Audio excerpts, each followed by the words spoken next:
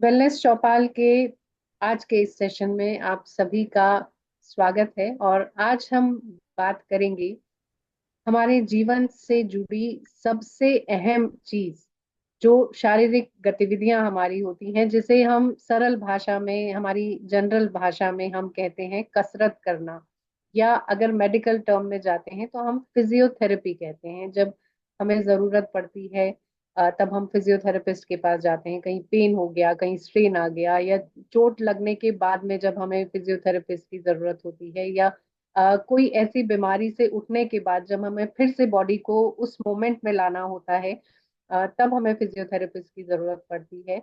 और भी बहुत सारे कारण हैं, बहुत सारी ऐसी बातें हैं जिन्हें शायद हम नहीं जानते हैं। तो उन्हीं सब बातों का आज हम जिक्र करेंगे। और इसके लिए हमने आज वेलनेस चौपाल में बुलाया है डॉक्टर नकुल रंगा को।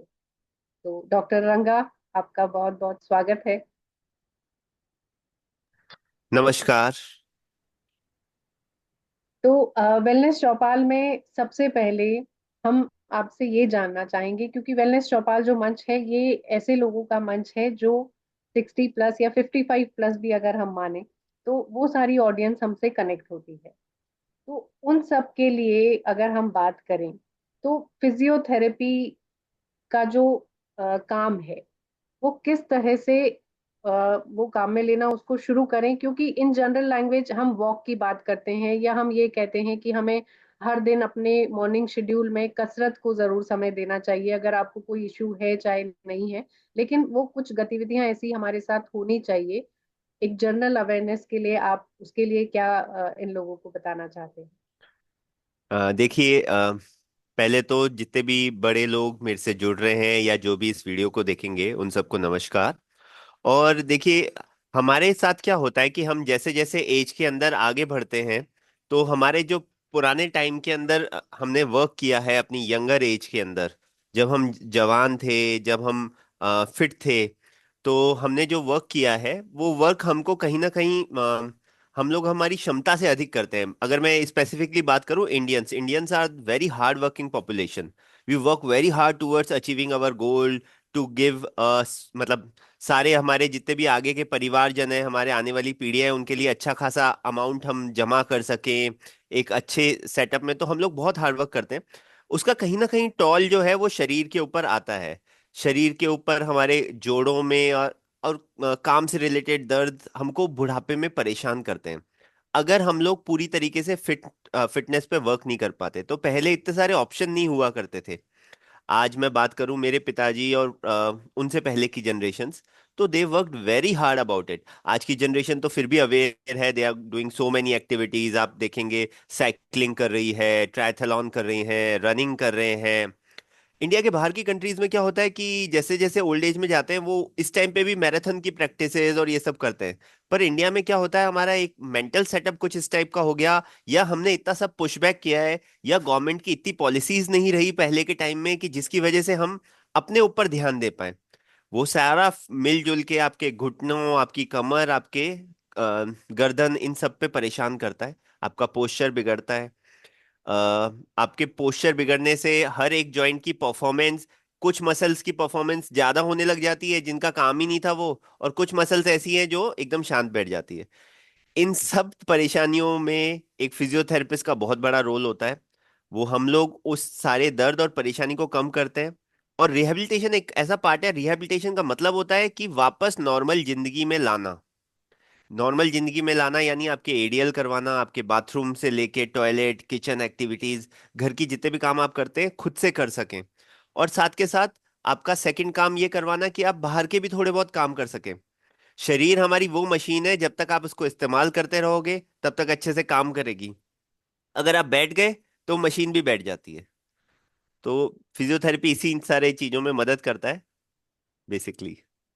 तो जब हम बात करते हैं कि हमें थोड़ा सा एक्टिव रहना चाहिए, हमें वॉक भी करना चाहिए, हमें एक्सरसाइज भी करना चाहिए, तो 60+ जो लोग हैं, एल्डरली लोग हैं, उनको हम ये मान के चलें कि हर कसरत हर इंसान नहीं कर सकता। क्योंकि वो, जैसे हम बोलते हैं कि देश काल परिस्थिति वश कोई ना कोई चेंजेस होते हैं, वैसे उम्र के साथ भी वो सारी चेंजेस होते हैं कि हम वजन उठाना क्योंकि उन लोग को ये भी लगता है कि जो काम हम 40 बरस में करते थे वो हम 60 में भी कर लें।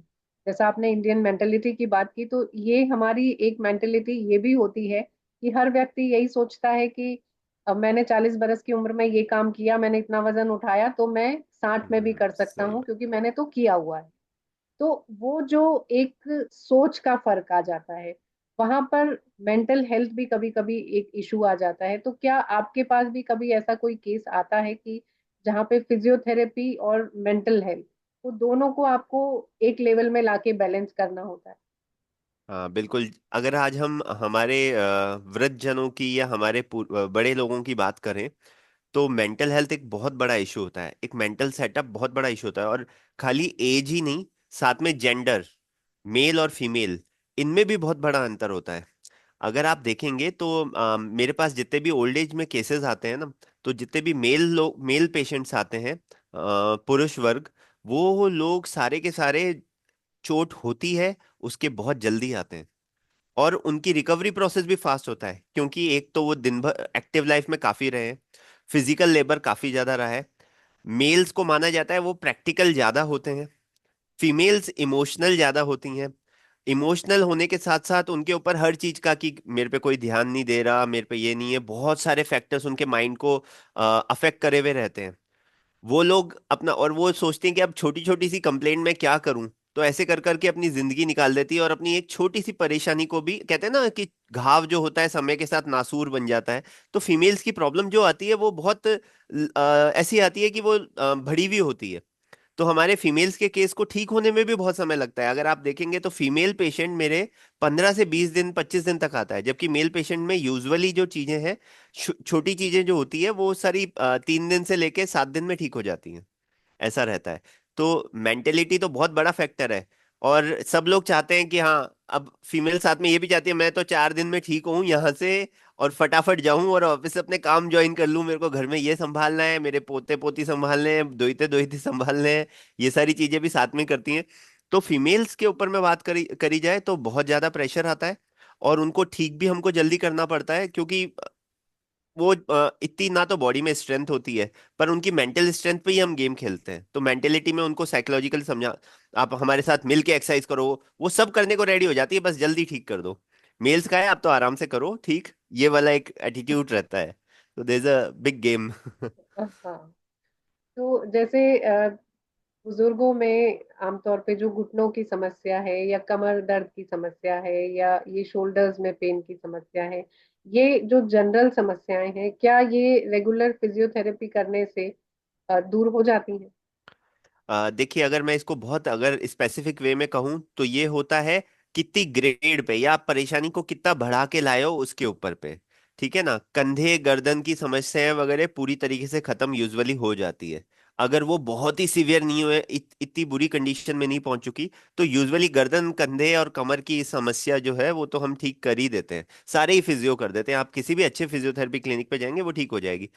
घुटना, घुटने की समस्या में सबसे ज्यादा आता है डीजनरेशन, है ना, अर्थराइटिक चेंजेस। जैसे अपना मकान पुराना होता है तो दरारें आ जाती है ना, उसी तरीके से कितना पुराने, अब आप एकदम से उसको रिप्लेस तो नहीं करोगे, सबसे पहले तो आप करोगे कि उसके ऊपर थोड़ी लीपापोती कर दी जाए, थोड़ी ईंट वो लगा के वहां से वो जो दरारें भर दी जाए। इसी तरीके से फिजियोथेरेपी वो काम करता है। तो फिजियोथेरेपी, अगर अब नी के केसेस की बात करें और मैं स्पेसिफिकली ऑस्टियोआर्थराइटिस की बात करूं, तो इसमें 4 ग्रेड में हम बेसिकली डिवाइड करेंगे। तो मैं पहली 2 से 3 ग्रेड जो है ना वो तो आराम से सॉल्व हो जाती है। पर जब पूरी तरीके से घुटना की गद्दी घिस चुकी है और घुटने पूरी तरह चिपक चुके हैं, चाल बिगड़ चुकी है, ऐसे केसेस में मामला डाइसी होता है। अगर पेशेंट आपके पास 6 महीने 8 महीने रुकने को तैयार है, तब तो आप उसको ठीक कर सकते हो।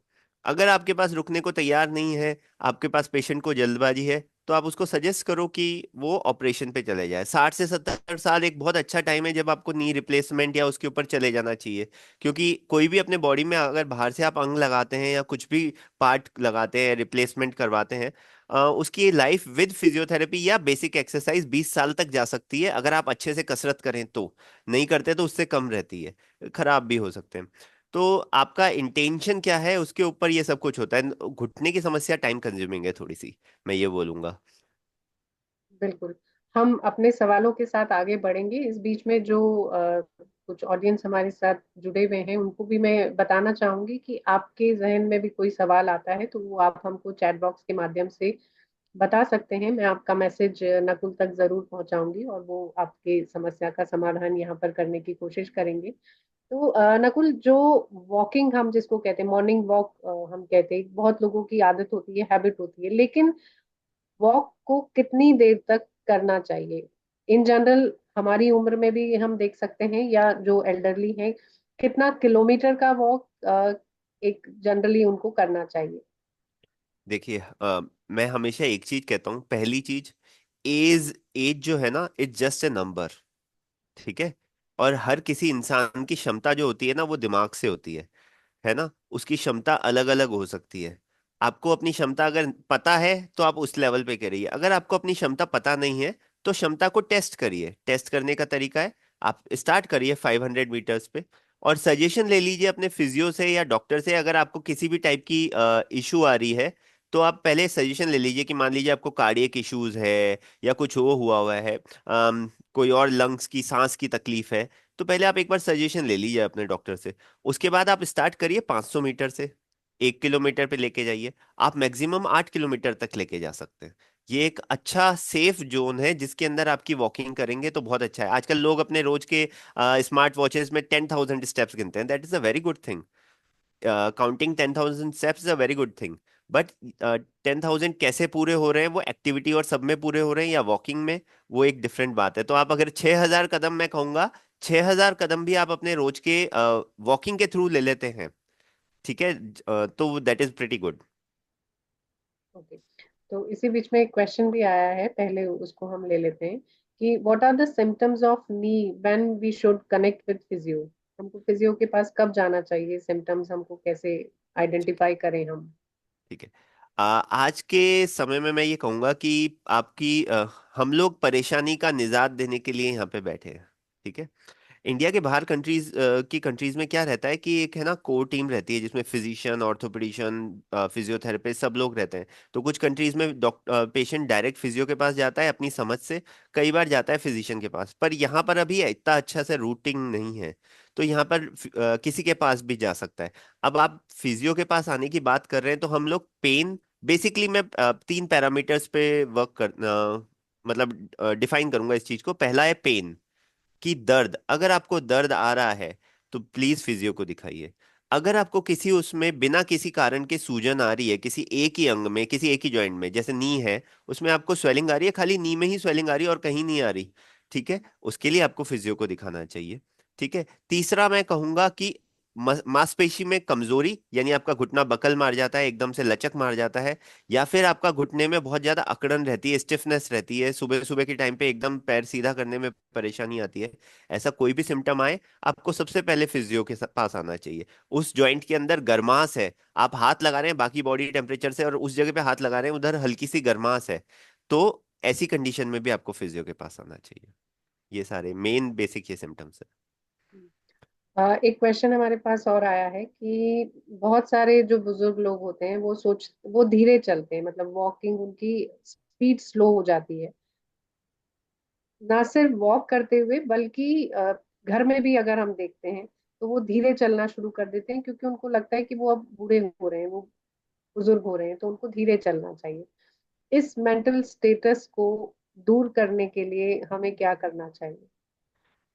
देखिए, ये खाली मेंटल स्टेटस नहीं है, दिस अ कंडीशन। हम जब भी चलते हैं तो हम लोग खाली हमारे पैरों से ही नहीं चलते, हम हमारी आंखों से भी चलते हैं, हम हमारे कानों से भी चलते हैं, और हम हमारे टच से भी चलते हैं। तो हमारे बेसिकली 5 स्पेशल सेंसेस होते हैं, है ना, जिसमें से 3 सेंसेस हमेशा साथ में वर्क कर रहे होते हैं जब हम चल रहे होते हैं, तो जो कि है टच, दूसरा है अपनी आईज, और तीसरा है years.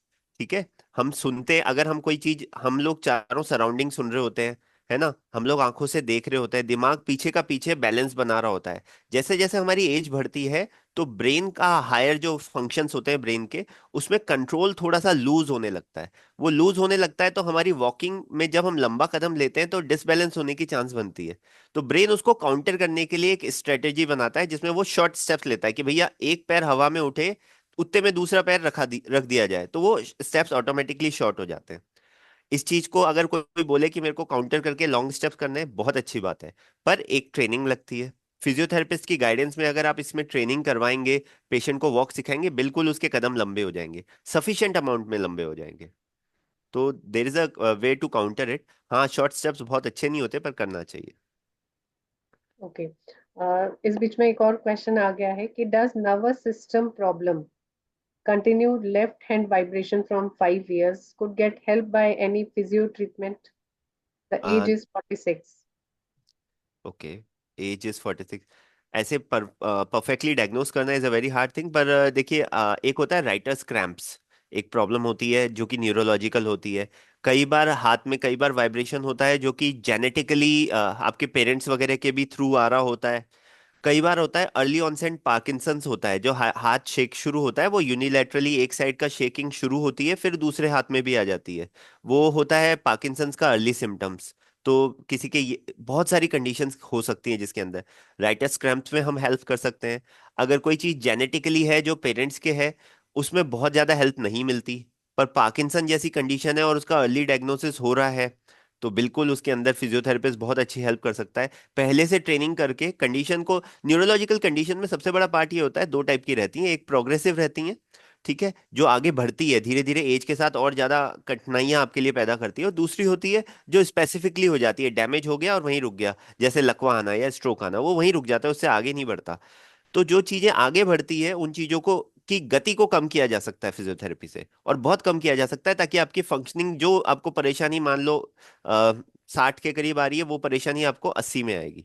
That kind of help can be given. और जो रुक गई है उनको ठीक करके 80-90%, 95% तक रिकवर किया जा सकता है, जैसे स्ट्रोक, लकवा। Okay. अच्छा नकुल, अभी फ्लैट फुट की जो एक प्रॉब्लम है उसको हम बहुत कॉमनली सुन रहे हैं, मतलब हर किसी में, यंग एज जी। में भी हो रहा है, ओल्ड एज में भी हो रहा है। और इस फ्लैट फुट के लिए कुछ स्पेशल शूज भी बनने लगे हैं, कुछ सोल्स भी आने लगे हैं। तो उनका कितना फायदा होता है, और वो किस तरह से काम में लेना चाहिए? क्या कुछ उसके लिए परफेक्टली कोई गाइडेंस होती है? और फिजियो में भी क्या उसका कुछ ऐसा मानना है कि ये हमें कुछ ना कुछ सॉल्यूशन निकाल के देगा? बिल्कुल। देखिए क्या होता है कि आजकल सारे फिजियोथेरेपिस्ट और डॉक्टर्स, मैं हमेशा एक कंसेप्ट सबको बोलता हूँ कि दैट बॉडी हील्स इटसेल्फ। हमारा शरीर अपने आप को खुद ही हील करता है, लेकिन उसको करेक्ट एनवायरनमेंट, करेक्ट है ना, नर्चरिंग केयर चाहिए, उस टाइप से वो हील करता है। आपने देखा होगा कि जब छोटा बच्चा होता है उसको सीधे माँ से चिपका दिया जाता है, ठीक है ना। कई बार बच्चा ब्रेथ नहीं ले रहा होता, उस टाइम पे भी वो एकदम से सांस लेने लग जाता है, जिंदा हो जाता है, ठीक है। तो इसी तरीके से शरीर हमारा खाली नर्चरिंग केयर और करेक्ट एनवायरनमेंट मांगता है, जिससे चीजें सही हो। हमारे जो पैर हैं वो बेसिकली बने हैं या तो घास पे चलने के लिए, अगर आप देखा जाए, या फिर आप मिट्टी में चलने के लिए, इस हिसाब के बने हुए हैं। जूते भगवान ने नहीं दिए हमको बना के, कुछ भी भगवान ने नहीं दिया। लेकिन अब आज हम सड़क पे चलना पड़ता है, जमीन पे चलना पड़ता है, उस पे पैर पे बहुत ज्यादा टोल आता है, बहुत सारी मतलब अनइवन फोर्सेस आपके पैर पे लगते हैं, उससे आपके पैर की आर्चेस खत्म हो जाती है। हमारे पैर की प्रॉपर शेप जो होनी चाहिए ना, अब दिवाली आ रही है तो मैं दिवाली के हिसाब से बोलूंगा कि जैसे लक्ष्मी जी का हम छापा बनाते हैं, तो बिल्कुल उसी शेप का हमारा पैर होना चाहिए। अगर वो शेप का पैर नहीं बन रहा, पूरा फ्लैट बन रहा है, तो मतलब आपके पैर की आर्च गई। अब आप हमारे क्या है, आजकल सब लोग फेशिया पे वर्क करते हैं, तो पैर की आर्च जैसे ही खत्म होती है तो पैर डेविएट होने लगते हैं, बाहर घूम जाते हैं, अंदर की तरफ घूम जाते हैं। तो उसके अफेक्ट में उसको काउंटर बैलेंस करने के लिए लोड नी पे आ जाता है। अगर नी पे नहीं आता तो बैक पे चले जाता है, या बैक पे नहीं जाता तो गर्दन तक चले जाता है।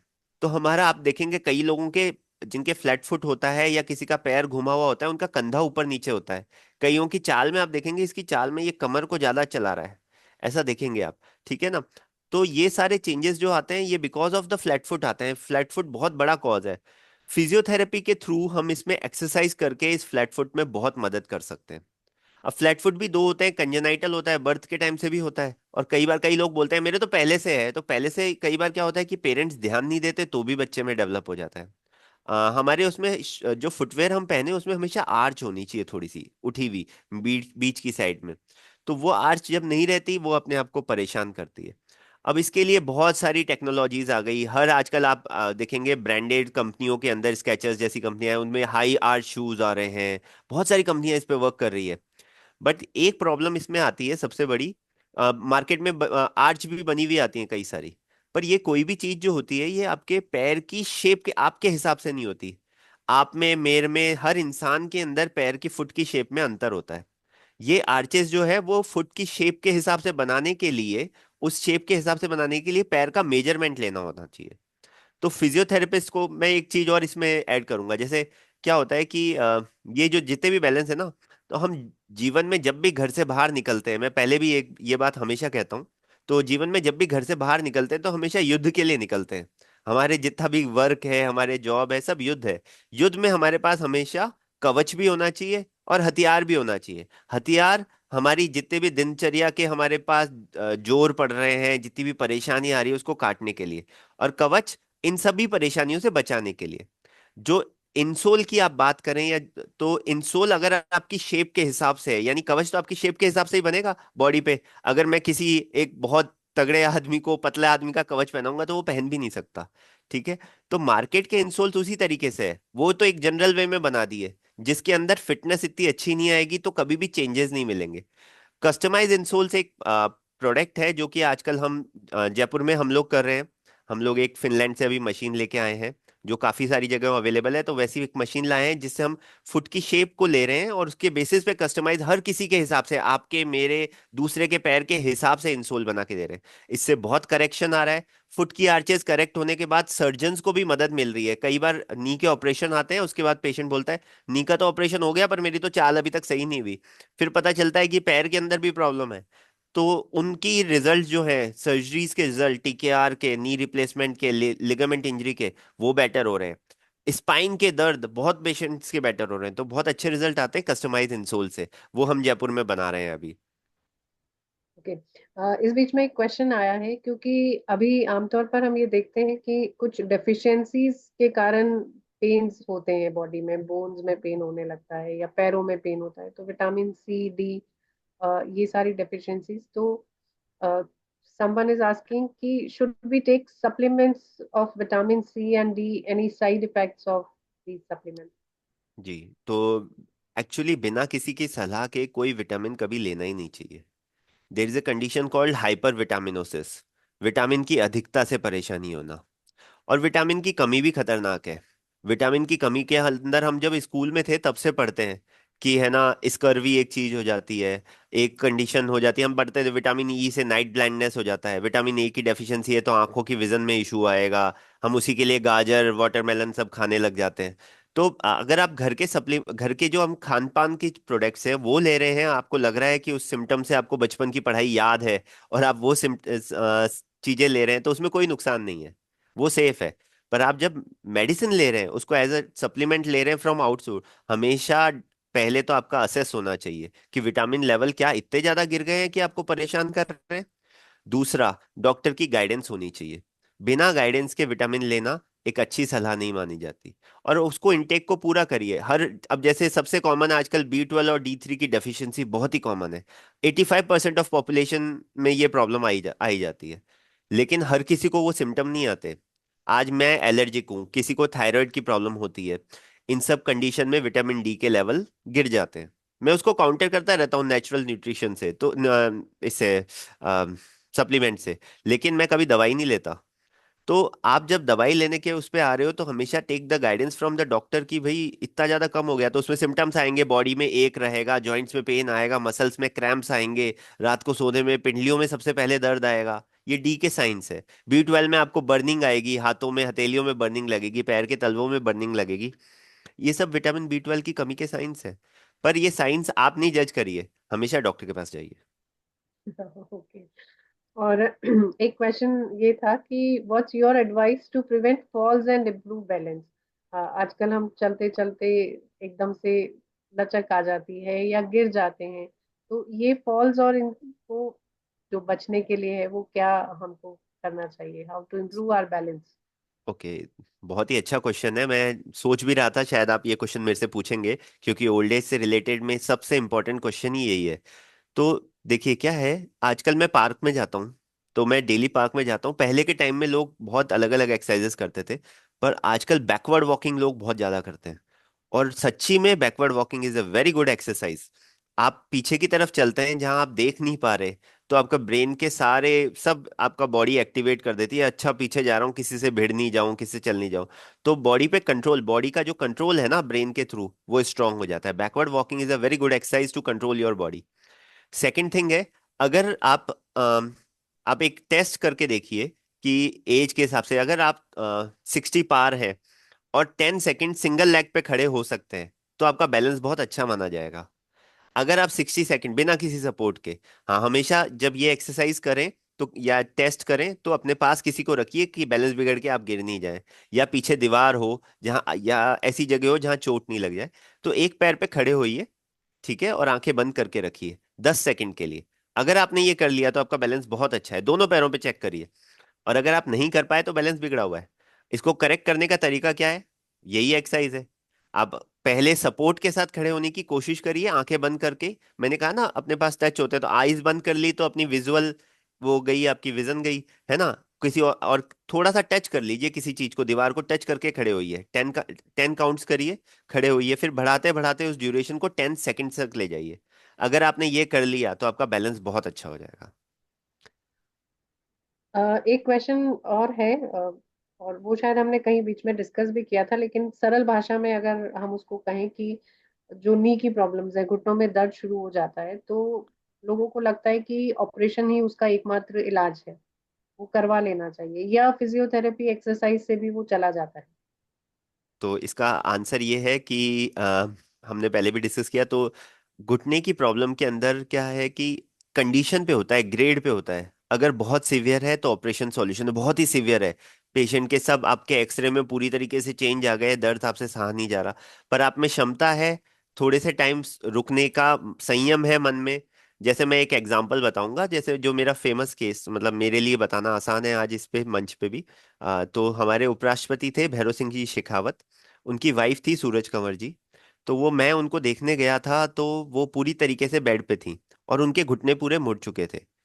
ठीक है, उनकी दोईती ने मेरे पे बहुत विश्वास रखा और मैं काफी लंबे समय उनकी फिजियोथेरेपी कराई, और आखिरी में उनको मैंने 6 महीने करीब फिजियोथेरेपी करा के छड़ी से वॉकिंग शुरू करवा दी। ठीक है।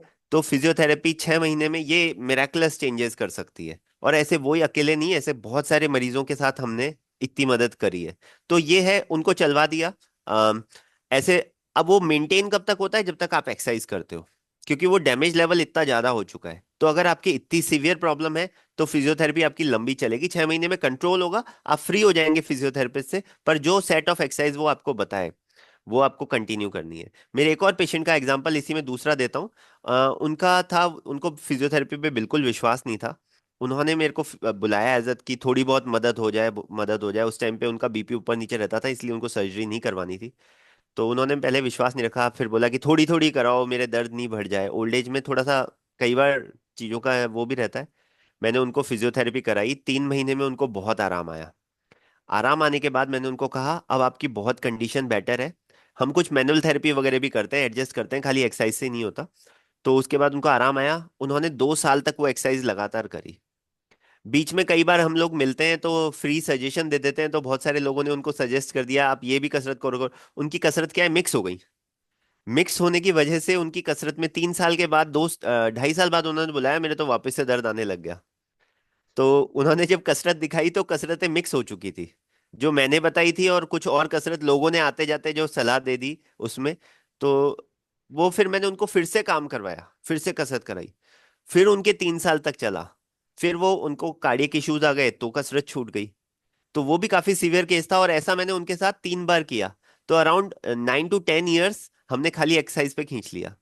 फिर उनके बीपी इश्यूज और कार्डियक इश्यूज इतने ज्यादा हो गए थे, उनके पेसमेकर वगैरह ऐसी प्रॉब्लम आ गई थी। उसके बाद उनको एक्सरसाइज हैवी करा नहीं सकते थे, तो तब उनको नी रिप्लेसमेंट की जरूरत पड़ी, तब कराई। और आजकल ओल्ड एज में भी नी रिप्लेसमेंट बहुत अच्छे हो रहे हैं। तो इन एज ऑफ अराउंड 80 और something she has gone for knee replacement. तो बिल्कुल हम पूरी तरीके से बचा सकते हैं। Okay, great.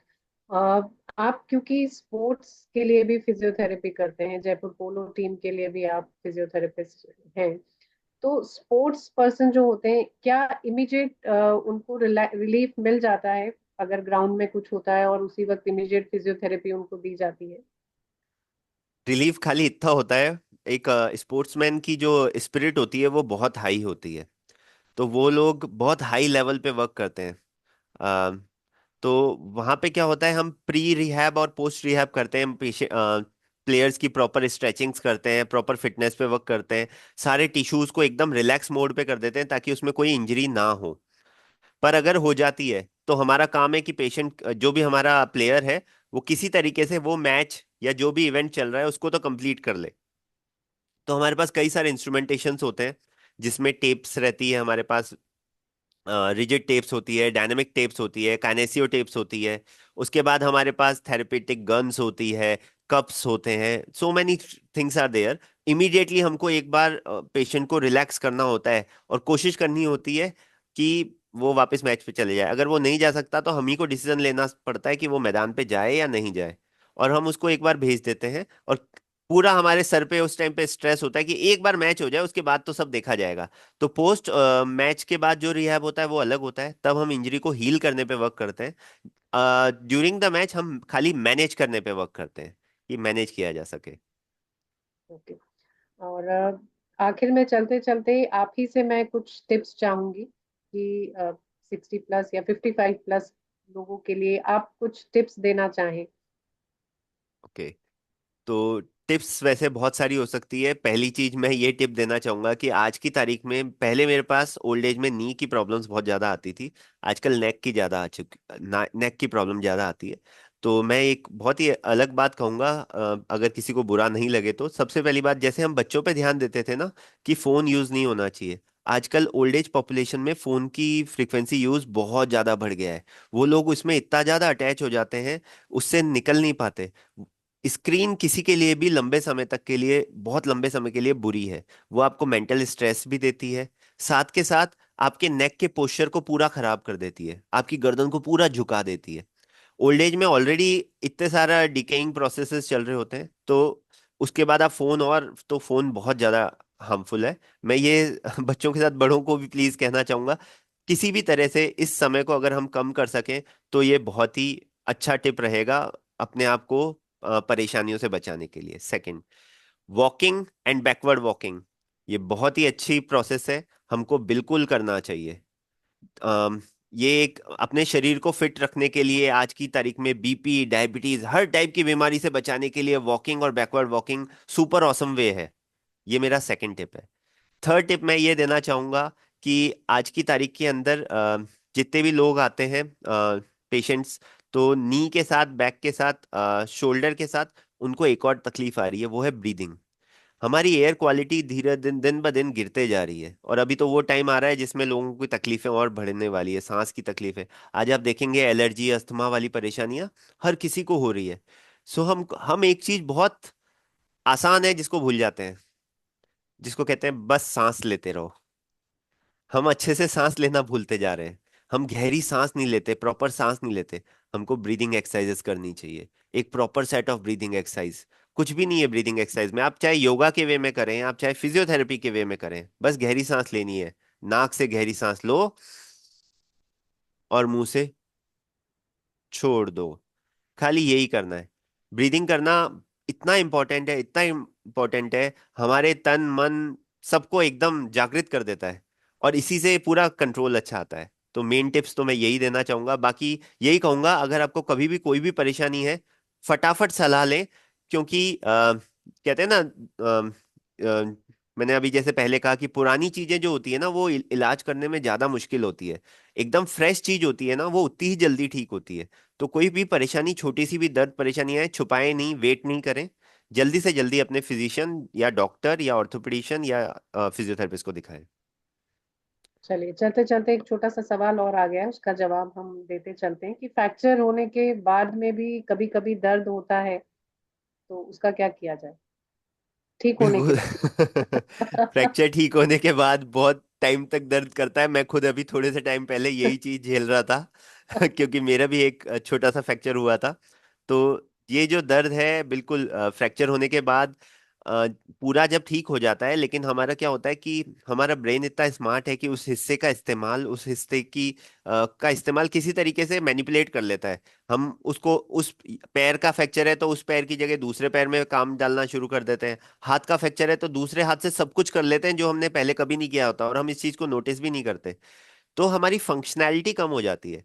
ब्रेन को रीट्रेन करना पड़ता है, उसके लिए धीरे धीरे करके कोशिश करनी पड़ती है। आसपास की मसल्स को स्ट्रॉन्ग करना पड़ता है, एक एक एक्शन पे वर्क करना पड़ता है। आप किसी भी फिजियो के पास जाएं, खाली सीख के आनी है आपको एक्सरसाइज, क्योंकि ये एक दिन का प्रोसेस नहीं है। किसी फिजियोथेरेपी से इसमें बहुत ज्यादा मदद नहीं मिलेगी। मदद आपको अपने आप से मिलेगी। ये स्लो प्रोसेस है और आप खुद इसको करेक्ट कर सकते हैं। बस गाइडेंस चाहिए होती है। फिजियो का मेन रोल गाइडेंस है। आपको इसमें गाइडेंस लीजिए, आपका दर्द बिल्कुल हेल्प करेगा दर्द ठीक होने में। चलो, thank you so much doctor Nakul.